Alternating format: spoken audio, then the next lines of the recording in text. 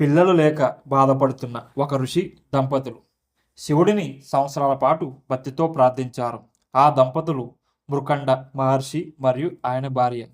వారి భక్తికి ప్రసన్నమైన శివుడు వారికి ఒక వరం ఇచ్చాడు. నీకు రెండు మార్గాలు ఉన్నాయి అన్నాడు శివుడు. ఒకటి, చాలా తెలివైన కానీ 16 సంవత్సరాలకే చనిపోయే కుమారుడు. రెండోది, ఎక్కువ కాలం బ్రతికే కానీ జ్ఞానం లేని కుమారుడు. మృకండ మహర్షి మొదటి వరాన్నే ఎంచుకున్నాడు.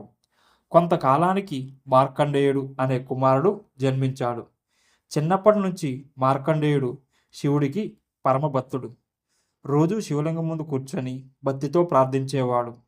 అలా కాలం గడుస్తూ అతని 16వ పుట్టినరోజు వచ్చింది.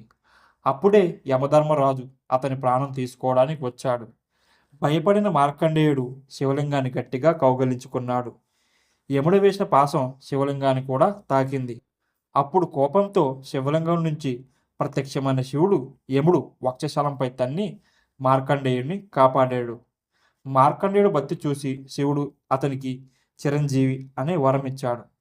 అప్పటి నుండి మార్కండేయుడు అమరుడిగా నిలిచిపోయాడని పురాణాలు చెబుతున్నాయి. నిజమైన భక్తి ఉంటే దేవుడే విధిని మార్చగలడు. ఓం నమః శివాయ.